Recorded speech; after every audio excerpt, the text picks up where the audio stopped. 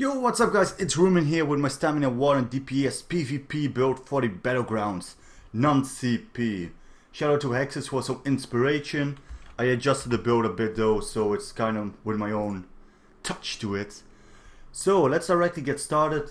And a nice intro video like normally. I did have some PvP clips, but I deleted a lot of videos already, so I probably deleted those as well. I will make an updated video in like 1 or 2 weeks if I have this on live.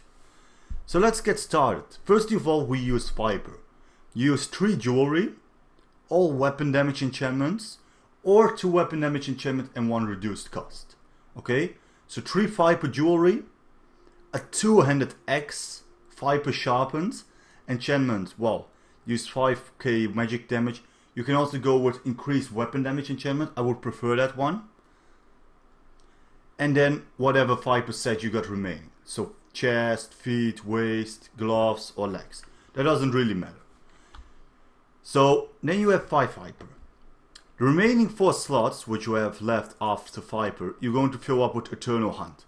Eternal Hunt is craftable, so definitely get Impenetrable on it.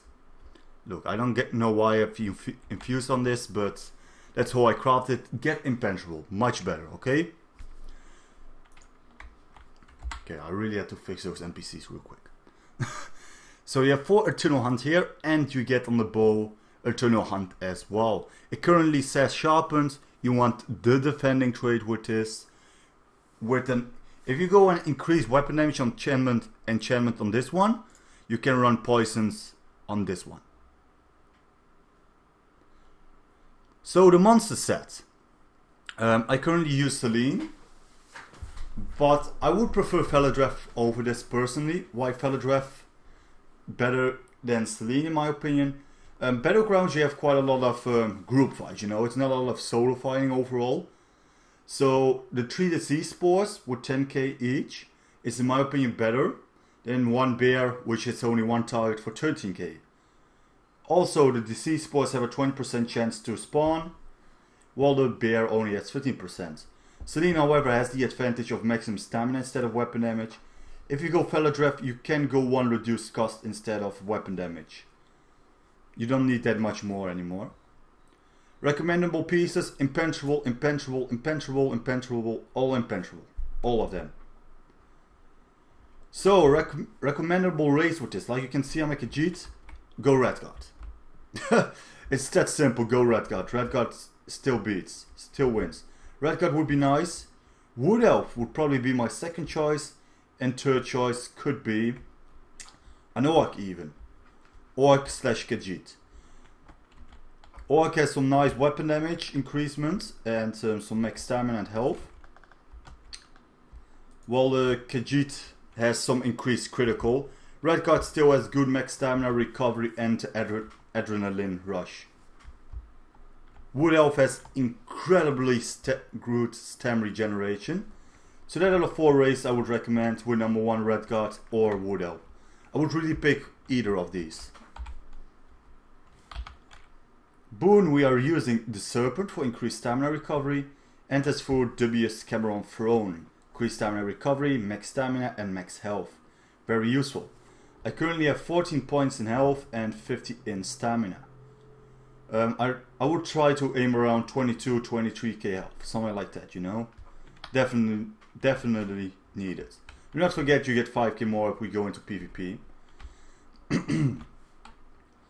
So we're going to start with the 2-handed bar. On number 1 we have Subterranean Assault. Very great DPS, and you can really plan this nicely because it takes a 3 seconds before they spawn. So what I mean with this is, for example, your enemy is over there. Then you use number 1. Then you crit rush in, maybe send in a clip drive, execute. That's how the combo works. So talking about that, number 2, Critical Rush. Critical Rush, we don't really have a snare, but deals 4k psycho damage, deals up to 68%. Do not forget this is unbuffed, okay? Do not forget that. See, that's 4.5k and deals an additional 68%, and it's always a critical strike. So it is a really good DPS. Number 3 we have Executioner. 4th ability from the 2-handed bar. This is our execute, obviously. Number 4 is cutting dive, and the cutting dive is just amazing. It deals a lot of DPS. It's the first ability from the animal companions. It's cheap, it's untouchable. They can cloak it, but apart from that, it's like such a great ability. Definitely need it. Number 5 we have rally. So this one might be a bit confusing. You either go rally or bull edge. I personally went for rally because it gives me the additional heal. Especially when you get pressured a lot, you know, you can quickly weapon swap and do the rally for the good heal you get at the end. Heals an additional 12k health when rally expires. The final heal is increased by up to 564%. But if you have a group, a decent group which heals you decently, you know, with a good Templar or anything, or a Sorcerer which healing what you should go for the Bull Edge with increased stamina recovery. Ultimate, we have Dawnbreaker Smiting. It's a nice and our only knockback on this specific setup. I know some people think like, Ruben, wait, why don't you have a knockback? But overall you do so much burst you don't need it. So this is how it works. You place number 1, 4, crit rush in, Dawnbreaker, and that's how the combo works. Now you probably think those are NPCs, but man, I wish I had a clip. It works on players as well. It's a really strong and insane combo. It's so much burst. It's so incredibly much burst. Most people don't see it coming, you know.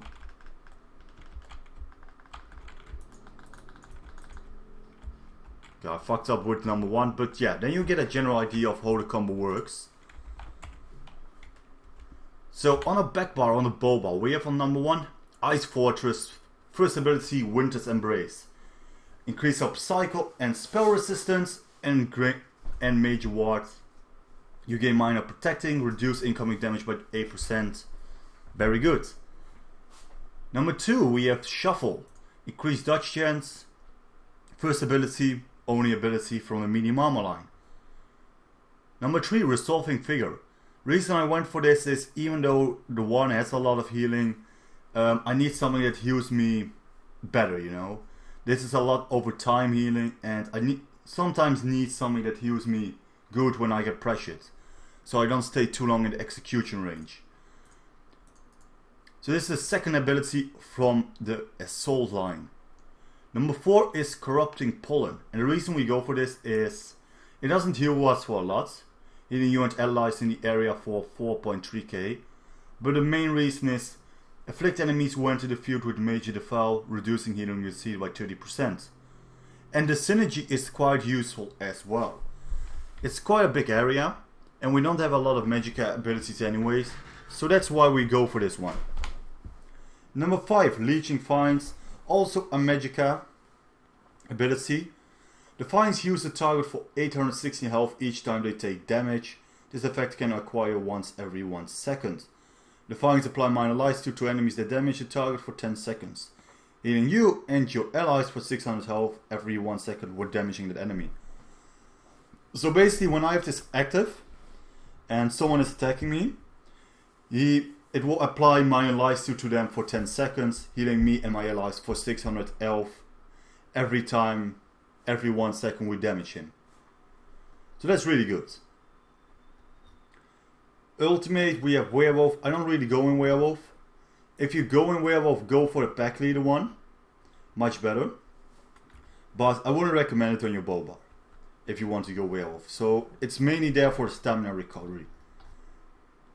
Don't forget to get Undaunted Metal, very important.